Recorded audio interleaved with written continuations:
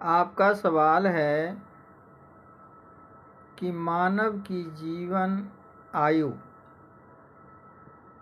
60 वर्ष इस समय नापी गई है। यदि उसे 80 वर्ष कर दिया जाए तो कैसा रहेगा, और 60 वर्ष के बाद के जीवन को बुढ़ापापन की उपाधि दी जाए तो कैसा रहेगा।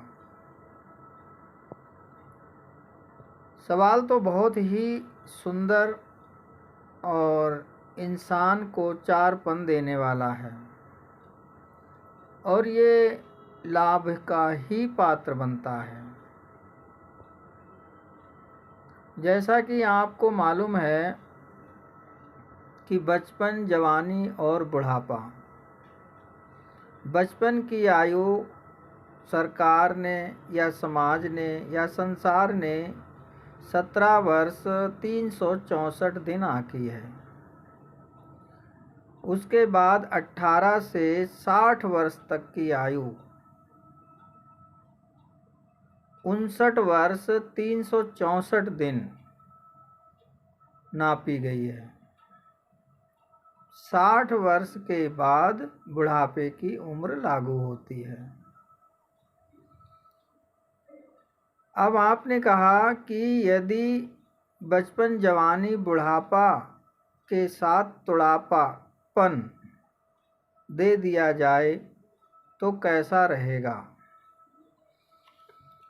आपने देखा होगा कि 59 साल का कोई इंसान यदि अपने आप को जवान बताता है तो समाज में उसके प्रति कई चीज़ें उठने लगती हैं कि बूढ़ा हो गया है, किंतु वो सही बोलता है।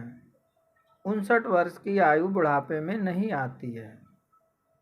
60 वर्ष का अगर वो हो चुका है, 61 वर्ष में लगा है, तभी बुढ़ापा उस पर शुरू होता है। 60 वर्ष की आयु से 80 वर्ष की जीवन आयु अगर बना दिया जाए तो अनेकों अनेक फायदे हैं।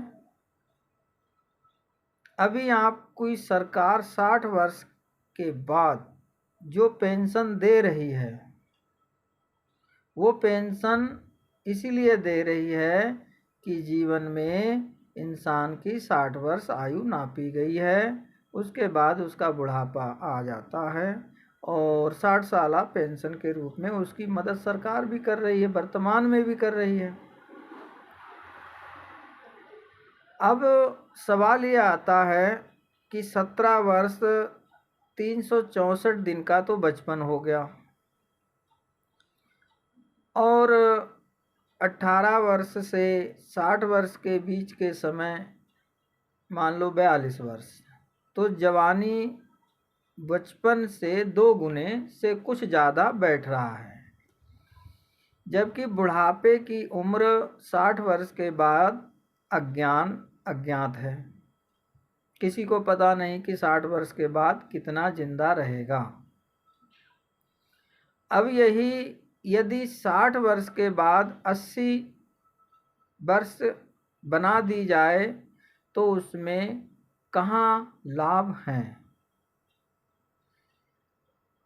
मान के चलो 20 वर्ष हम बचपन को दे दें, 20 वर्ष हम जवानी को दे दें, 20 वर्ष हम बुढ़ापे को दे दें, और 20 वर्ष हम बुढ़ापे को दे दें,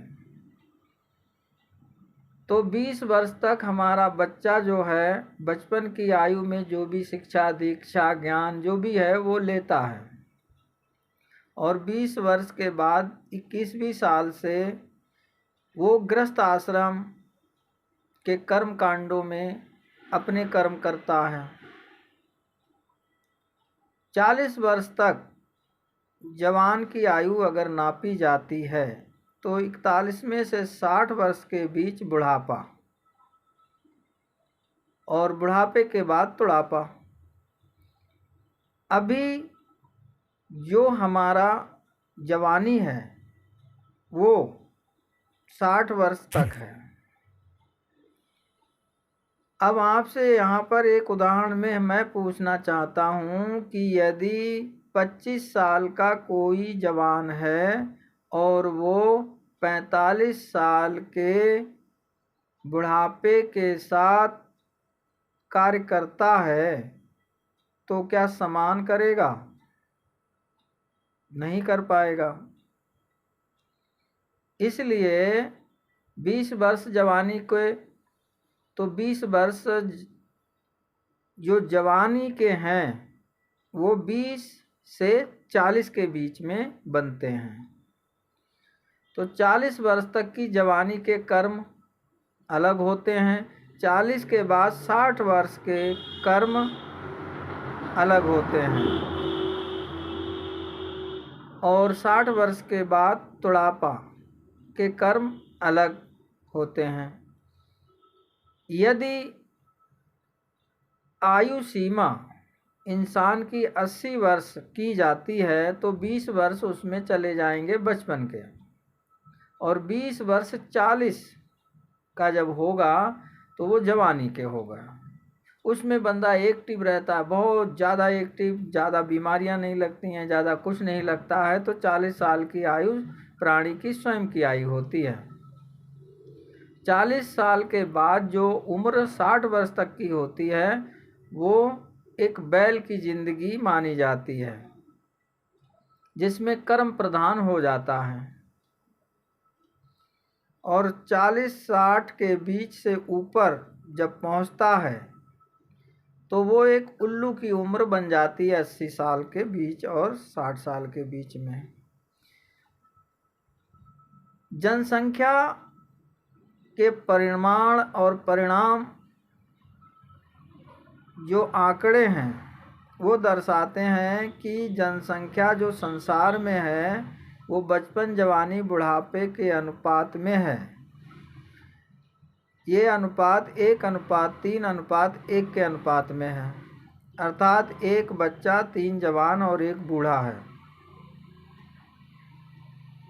इस हिसाब से जो बूढ़ा है 60 साल नापी गई है, उसके ऊपर 60 से 80 के बीच में भारत में ही नहीं अगर पूरे विश्व में देखा जाए तो बुजुर्गों का जो अनुपात है 60 से 80 के बीच में, तो वो लगभग 15% से भी ऊपर बैठ रहा है।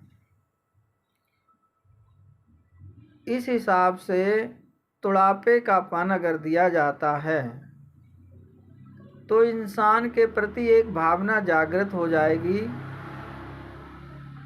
कि हमारा तो अभी ये पन चल रहा है, अब बुढ़ापे के पन में हमें रेस्ट करना है। अगला जो मैंने इसमें बताया है वो अगले वीडियो में पड़ा हुआ है, उसे आप देखिएगा, कितने फ़ायदेमंद है।